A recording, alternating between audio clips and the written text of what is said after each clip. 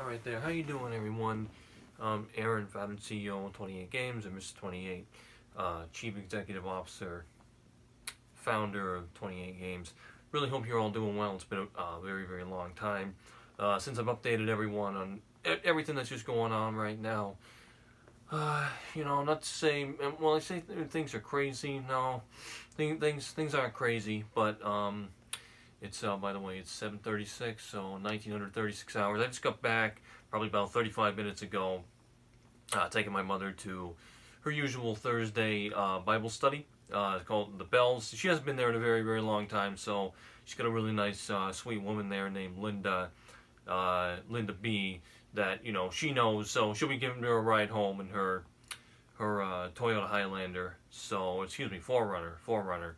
So she's all set. She's got wheels back. And she's been really good the last few days. She is not fully on her medication right now, which is Seroquel. It's 50 milligrams. She was originally taking 100 milligrams. Her doctor recommended that the morning dose be cut down to 20-25, and the night dose be 50. So 50-25. So right now, she's got to see her doctor, and I understand his protocol and all that, but I do disagree with the way the things that protocol has to go, because I just think that her doctor should be able to fill the prescription, because right now she's working off 25 milligrams. So 25 milligrams instead of a 100 milligram dose. So she basically had one half of one dose, which is 25 milligrams.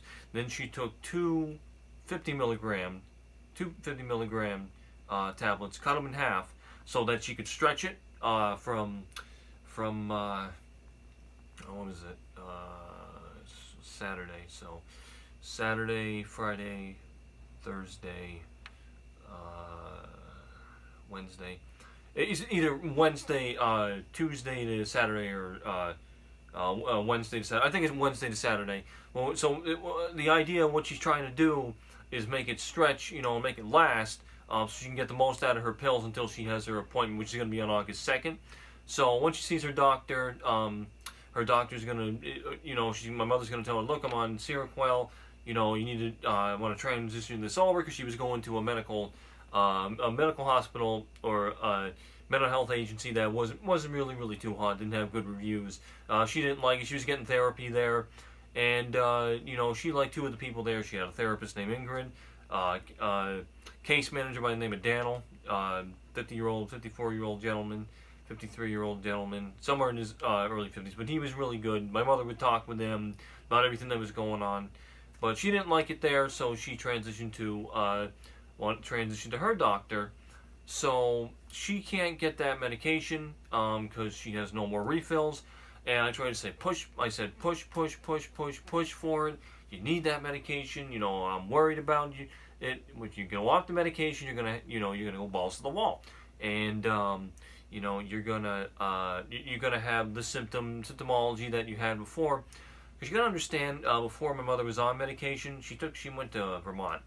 This got prescribed in Vermont, August 24th, 2023. So last year, and actually yesterday would have been 11 months. So next month it'd be a year of her on that medication, which to me is crazy to think. It really is to think that it's already been a year, and the way how time goes by, man, it's crazy. It really is. I mean, it's just like a flash of a, snap a finger, blink of an eye. Days are going by, your life's going by, and every moment is just so critical and so important. So she's going to stretch the medication, basically 25 milligrams from Wednesday to this Saturday, which is the 27th. After that, she's going to have 6 days with no medication, starting on Sunday. Tentatively, her appointment's supposed to be on August 2nd, so that's Friday, but she doesn't know if she's going to be able to take it or not, because she works. Because her schedule, she basically works, when she was part-time, because she's full-time now. When she was part-time, she was working 3 different types of positions. Cerberry, Cerberry PM, and PM. Cerberry is going to be changed up in August, but 7:30, 7:30, 10.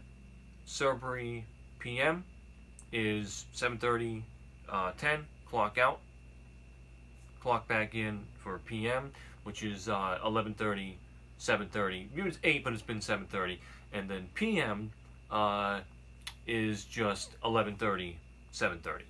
So she mind you, she's 54. So she's really putting. I'm really proud of her and all that. She's putting herself through the paces, and she gets tired saying, "Yeah, I like to have days off and everything like that." But she's just running around going balls to the wall crazy. But anyway, she might not be able to do that appointment on Friday, and I'm hoping that that's going to work because she needs that medication. Bottom line is she needs that medication. I got really bad anxiety. I think I've made that very clear in my vlogs. And by the way, if I might take a little while to get going here, with this vlog and the presentation, the delivery, and everything like that. But I haven't done it in a while, so my apologies. Bear with me. You guys know I'm working real hard. And by you guys, I know you know who you are.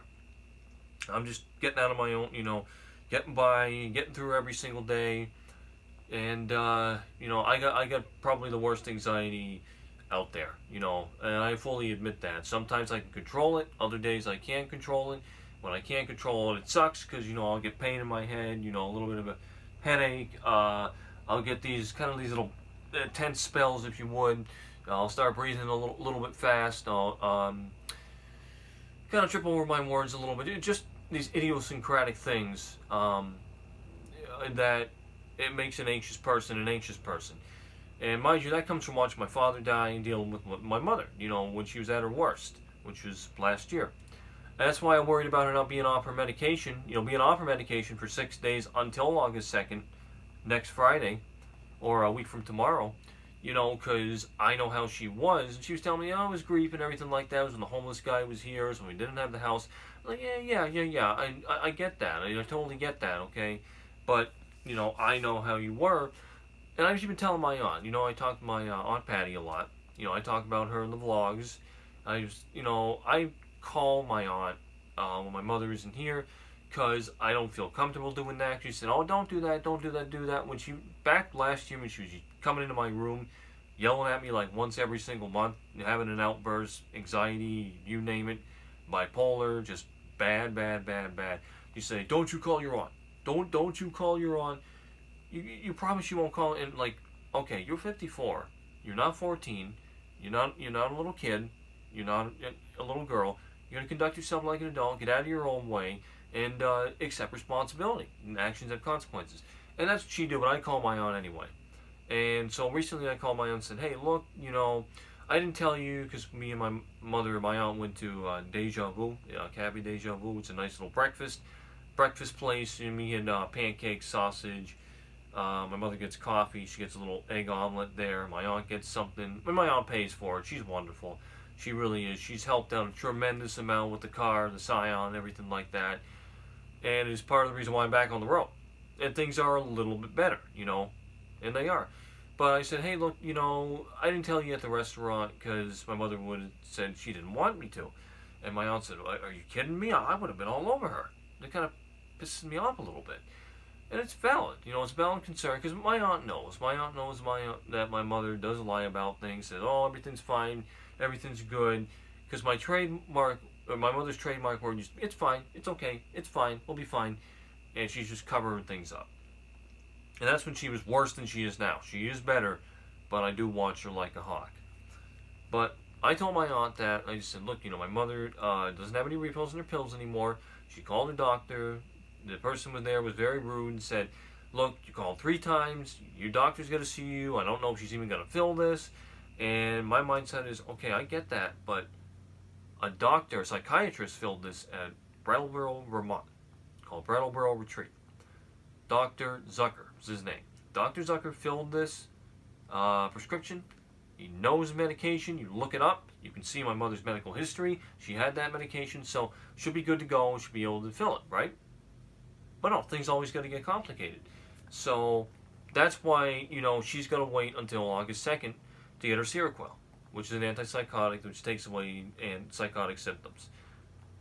Bipolar, psychosis, dementia, anxiety, panic, all which my mother's all which is all which she has. She thinks she has OCD. I be inclined to think, yeah, she does, but she's got pretty much everything else. So that's where I stand with that. She's been really good. She had an off day today. One thing that's really, really, really good, she hasn't done in a while, and this is for her age and everything, is she bought a treadmill. I put the treadmill together today. It was a little, a little basic unit, a little small thing. And it's in the basement, and she started working out. I'm like, yeah, good for you. I'm proud of you. She did it on 3.5 speed. Doesn't have an incline. It's a basic unit, so it does everything that she needs to do for her. She started burning some calories. I said, how many calories you burned? She said, I didn't look at the calories, but about 30 minutes. So 30 minutes, that's really, really good. And I'm proud of her for that. God bless her, everything like that. Doesn't stop me from worrying about her. I worry about her every single day. I'm not going to stop doing that. But what are you doing, huh? Maine Coon Maxine's here. She's in the back of my fans. What are you doing, huh? What's going on? I'm doing a little vlog right now. I know you want to go in the closet. I got two fans right here in front of my closet. They're blocking the closet door. What she'll do is take her paw and try to open it, but she can't. So she'll just try to find a workaround. Well, she's a good baby girl. She's 9 years old. She's a Maine Coon. I hope she has better fate than my other Maine Coon, Minnie, had. She only lived to be about 11, 12. Maxine's 9. Maxine's her name. And that comes from a friend that my aunt knew. Her name is Maxine, so that's where Maxine comes from. Minnie comes from Minnie Mouse, Disney. I know, dear. I know you can't go over there right now.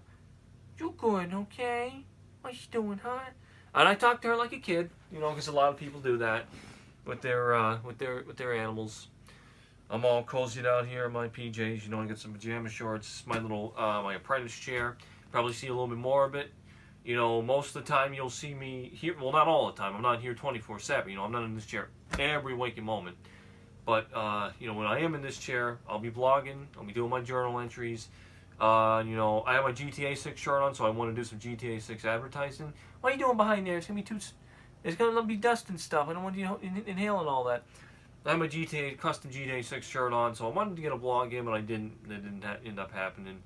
But this journal vlog is brought to you in part by GTA 6. Or I'm just gonna say something, because honestly, I could say two things, but I'll do them right. Grand Theft Auto 6, coming fall 2025, rated M for mature. So yeah, there's a little bit of advertising there for GTA 6. Not exactly like that movie trailer announcement, but I can get better at it, I'm no actor, but I'm no Joker. I'm no Florida Joker. As far as this whole check thing is going, $10 billion, million dollar thing, I'm not saying it's a hoax, okay, but I think it's just a little skit to say, okay, placeholder, okay, so we're gonna, let's do this whole thing. It'll take some time off the clock, some months off the calendar to get us closer to 2025, fall 2025, when GTA 6 is supposed to be announced. But if you ask me, I think it's going to work out this way. In December, we're going to get trailer 2. From there, 2025, we are going to get a Jason trailer. In, let's say, April, May 2025. From there, we are going to get the second to last title update for the first version of GTA Online. We'll say June, July, because that's when they usually are cranking it out, working on online update. Next, we're going to get a Lucia Ore trailer, character trailer. Like Michael Franklin Trevor. So we get the Jason trailer, Lucia trailer. We're going to get that somewhere. Let's say we are going to get that somewhere between let's say August, anywhere between August or September to about maybe October, and then from there, I had it in my head. I did this in a vlog today. Then from there, we'll get maybe the final update for GTA Online in December. Because, right, there's usually a Christmas update, December update. And then from there, it's going to get delayed to 2026. In 2026. By the way, I'm thinking Rockstar is going to get the development kits for the PlayStation 6, PlayStation 6, because they get them, what, 1 2 years before? So they know what they're working with. Code base can be adjusted for that, so they can get GTA 6 to PlayStation 6 and the next version of the Xbox, whatever, Phil Spencer decides that to be. But before that, it's going to come first. 6 will come to PlayStation 5, PlayStation 5 Pro, which is projected to be announced at the end of this year, or launched at the end of this year rather, and then X Series, S and X. And the new version of the Xboxes that Microsoft announced, or Phil announced, I think 3 of them, that are going to launch at the end of this year. So, from there, delay 2026. We knew this is Rockstar we're talking about. Wouldn't surprise me one bit. From there, we'll get probably like a half a year of silence, and then we will get what? Gameplay trailer? We'll get oh yeah, I forget about the launch trailer. We'll get a gameplay trailer. Probably, I'd say I'd push it to what? August, September? Somewhere around there. But then we get the launch trailers. So yeah, the launch trailer would have to be somewhere in that vicinity too. And then the release would be maybe holiday 2026. I know that's really, really confusing. And PC version, probably going to be, it's always after the console version, maybe March 2027. That could be completely wrong. Take that with the greatest shake of salt you've ever seen. But you know what? It probably couldn't be that way. I think it's going to be really, really different now. Rockstar knows what they're doing. We waited long enough for this. It's going to be about, what, 11 years? It's crazy. Totally crazy. And mind you, I've gone along with this and did all the concepts, all these concepts with Jason and Lucia, which are really incredible. My hat and respect is off to all the conceptualists, all the concept artists. You do a bang up, damn good job with all these. I'm posting them. I'm giving you the love, credit on my channel. You're getting the XP treatment, Mr. 28, and the one and only Mr. 28. I'm proud to do what I do. I'm happy to do what I do. I'm going to keep doing that. As far as the check, I don't think nothing even was sent. I'm going to be very, very honest with you, okay? As far as me getting paid, my instinct tells me yes. I mean, I have done a lot for you guys up there at North. I'm pretty sure, you appreciated all my hard work, and, you're watching all my hard work, and my contact, Simon, God bless his heart, this guy, I feel so bad for him. He's been in the hospital. He said he had a heart attack. He's still recovering from that. Last time I talked with him was about 3 days ago. Said, yeah, your family situation is, it got me so worried, and it gave me a heart attack. I'm like, oh, no, don't tell me that, man. Don't tell me that. I'm going to cry. I don't want to hear that. My father had a heart attack or not a heart attack, cardiac arrest, almost 5 years ago. I don't want to hear that. You're such a good guy. You're taking care of your son. And he's got autism and all that. He needs you, and you need you. You need you. And Simon, he says, you need you, Aaron. You need you. Are you with me, sir? Are you here? Are you good?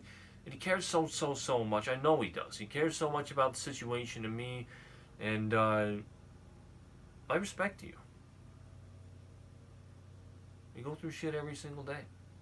I don't mean to swear or anything like that, but hey, guess what? You got my last name. You go through shit. You don't take shit. It's the truth.